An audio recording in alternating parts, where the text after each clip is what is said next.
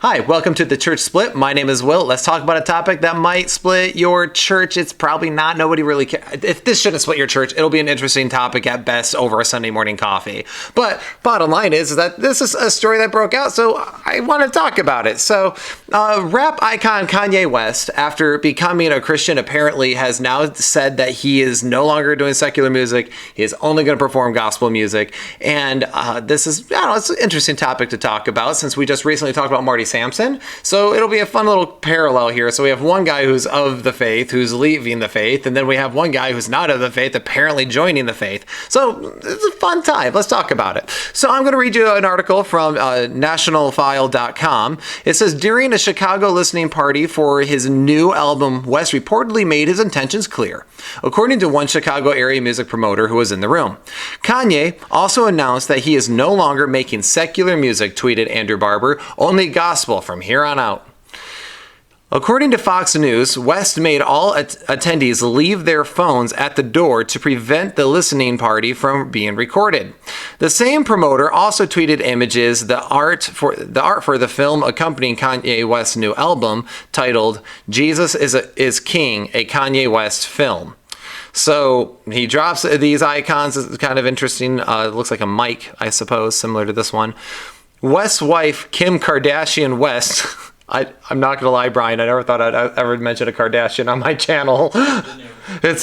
Here we are. All right, all sorts of firsts. All right, West's wife, Kim Kardashian West, recently tweeted an image reportedly with the names for the tracks on West's new album, all of which appear to be influenced by Christianity, capturing the image "Have Faith." The Marriott notepad reads "Jesus is King," followed by tracks including some such as "Follow God," "On God," "Sunday," and "Use This Gospel." "New Body" has reportedly been cut from the album.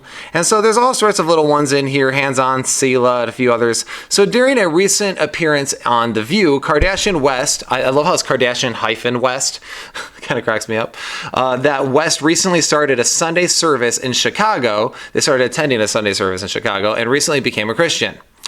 West has had a really amazing evolution of being born again, said Kardashian-West, and being saved by Christ. Kardashian-West went on. People always ask, "What are you worshiping? What is this?" "It's a Christian service. It's a musical ministry. They talk about Jesus and God," she added. She continued, "It is for God and it's a Christian church. It started off healing for him, and now it's become something that he just really wants to share for everyone else." West also reportedly told Nicki Minaj, what? I can't, why am I'm talking about this. Okay. West also reportedly told Nicki Minaj that he is a born-again Christian. "Sometimes in the music business, we think that other artists don't believe in God or aren't spiritual as we are and stuff like that," she said. "Then when you find people, because I just was with Kanye and he told me he's a born-again Christian now, like my first instinct was, I'm so proud of you because I could see there's a peace that he has now that just surpasses everything." Which, by the way, I'm going to throw this out there now. This isn't to sound contradictory to what I'm going to say about this topic, but taking spiritual advice from Nicki Minaj is probably just a bad idea. Can we just get that out of the way right now? Like, that quote kind of cracks me up. Anyway, moving on.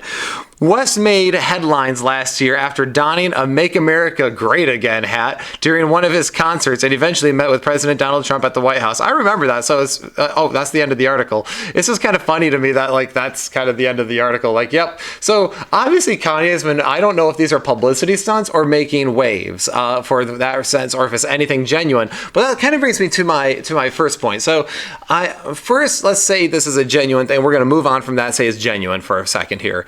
He says that he's no longer doing secular music, that he's only going to produce Christian music now, which, I mean, if you want to only produce Christian music, that's fine. I mean, if you see some of his other albums, obviously there are some that are slightly sacrilegious, like Jesus is a thing, or there's other ones with like some partial nudity even on his album covers and stuff. So it's kind of interesting because, okay, you know, if this is a genuine turning of the leaf, then that's going to be a really awkward thing on his resume. But at the same time, like, just because you convert to Christianity, It doesn't mean you only have to produce Christian music. I think there's this weird thing where it's like with a lot of people that, oh, we're Christians, so therefore we should do Christian music only now. And I mean, if that's your prerogative, that's great. There's a lot of only Christian music groups out there, right? I mean, you could probably name a ton of them yourself, but it doesn't mean that's the only thing you have to do. Like, there are a lot of other bands and groups and singers that are Christian and are pretty openly so, but the only thing they produce is not Christian music. Or there's people who are very openly Christian in Hollywood, like Tim Allen, who are openly Christian, but at the same time, not everything he plays in every single movie is Christian. So, I mean, there's a difference, I think we can say, between your career and your faith a little bit. Like, I outside of Door Baptist Church, I'm an operations manager, so it only makes sense that maybe not every time I'm the Christian I am the Christian operations manager, but you know what I mean. Isn't my all to everything. When I'm doing inventory audits, that's not necessarily what my job is. Or Brian, who's an IT guy, doesn't mean that he's always doing like Christian stuff when he's doing IT. You get my point. The point is that just because you're a Christian doesn't mean you only have to produce Christian music. So Kanye, if you're actually serious, and I doubt you'll ever see this, if you're actually serious and mean that, then, maybe that you could produce other music. Just, maybe not have it called Jesus and a few other things, like just helpful suggestions. At least have some Christian standards in there, like have some decent morality. But point is, you don't have to do that. I think a lot of Christians get this idea that, if you're Christian and you love film, you can only produce Christian film. If you're Christian and you love fiction, you can only do Christian fiction. You better stick with Frank Peretti and C.S. Lewis, maybe Tolkien if you're really one more liberal Christians. If you're a Christian, you can't enjoy other pieces of art. You can't enjoy secular music. I'm just going to tell you, you've probably seen Journey back here. I almost put a Green Day one out, but I decided my Moon Knight, Marvel hasn't gotten any love on my channel, so I put Moon Knight back there. Just because you're a Christian doesn't mean you have to only produce it. Just because you're a Christian doesn't mean that's the only thing you have to listen to. Now, it's not saying it's a bad thing. Obviously, I'd encourage it. I think it's awesome to do gospel music. So, good on you. Do a gospel album. Keep it up. It'll just be really funny if someone goes to look up I just can't get past the fact that when someone goes to look up Kanye on iTunes, you're going to see both a half-nude picture, an album called Jesus, then an actual serious gospel album. I'm sorry. That's just going to be funny. Sorry, Brian. It is funny. Am I wrong? He's giving me judgmental eyes, but that is going to be kind of weird. Dichotomous. Yeah, very dichotomous. If it's true, you'll definitely see the old life and the new life right on iTunes. It'll be a fun time. But the other thing is that Christians, as much as I'm joking around just because it is just so bizarre to me on so many fronts, especially some of the things that were said. And, I wouldn't say it necessarily takes good, strong spiritual or doctrinal advice from some of these people, but we also shouldn't be looking down our noses at him because of his past resume. Like I said, a lot of these things are funny to me just because it's going to be so dichotomous, but it also shouldn't be like, because of his past, he can never be a good Christian. Because of his past, he can never be a good Christian musician. Like, if he wants to be a Christian musician from here on out, good. We need more of that. That's fine. And in fact, it could be a great testimony of what Christ could do. So we shouldn't be looking down our noses at his past mistakes and using them as a weapon against him either. And so, because that's just, think about Saul and Paul, the Saul-Paul thing. Before he was persecuting the church and literally ripping women and men out of their homes and arresting them and, condemning people, and was there and approved of the stoning of Stephen. And next moment, he's one of the greatest church leaders of all time. So if we're using his past resume, looking down on him with it, it's actually completely contrary to the nature of what we should be doing. We should actually be encouraging it, and we should be praying for him, and not holding that over our head, because I think there's a lot of people forget that they all have skeletons in their closets. And there's probably not things that they want shared either, or that they wouldn't want people looking down on them for. And some people, even after their profession of faith, have made even worse mistakes. So, worse mistakes. You know what I mean by that. So it's interesting. So be careful with how you go about that. Also, to go back to what I said with Marty Sampson, though, now I see Christians sharing it this is so awesome. Look at him now. It's so great. He's and they're almost treating him like he's a new hero of the faith.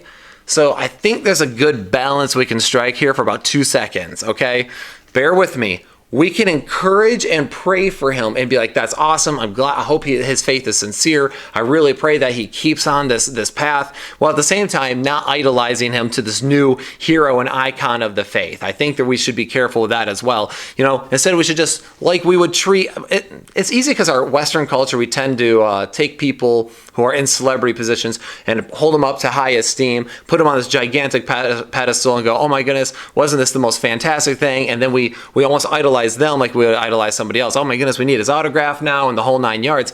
And we shouldn't have that celebrity culture in our own mindset. We really shouldn't.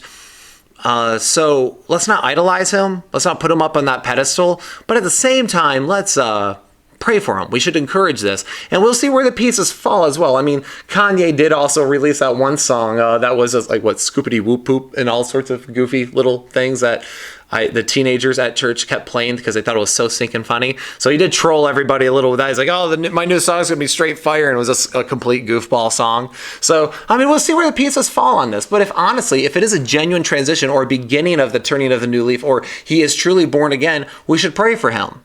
Like, obviously, we should be praying for him. Like we would pray for any member in our church. Like we'd pray for anyone who just came into our church with a worldly past, who's trying to now turn over a new leaf and be a good Christian. We should encourage that. We just shouldn't idolize it. We shouldn't put him way up here, but we also shouldn't be looking down our noses over here. We should just be at this neutral, encouraging ground. Like we're all unanimously going, yes, Kanye, this is good. Please keep this up. Let's pray for this. Push for it. Pray that his conversion was a true heart of repentance and faith in God. And then pray that he will fight the good fight, that he will finish his course, and that he will keep the faith. And that's really what we could do, and that's what we should do. And that's where the direction we should be going. Because if we actually see this continue, he could actually be a great example of the forgiveness of Christ and the redemptive power of the truth of the gospel. And if it falls flat on its face, then okay, well, you'll approach that when we get there. But we shouldn't idolize him, and we shouldn't demonize him. Instead, we should encourage him. And we should do that together as a church and show the fact that when this happens, the church it does not turn cannibalistic. We don't eat him alive, and we also don't turn borderline pagan by idolizing him either. So real quick, this was a real quick video. I just wanted to, as this story came out, I wanted to take a quick moment to shoot this out there to you guys, and I just hope that this might help you guys understand or process some thoughts. Maybe you agree with me. If you agree or disagree with me, let me know below. Subscribe to the channel. We try to put out videos regularly. Sometimes that gets mixed up because our work schedules are crazy here at The Split. But anyway, my name is Will, and this has been The Church Split.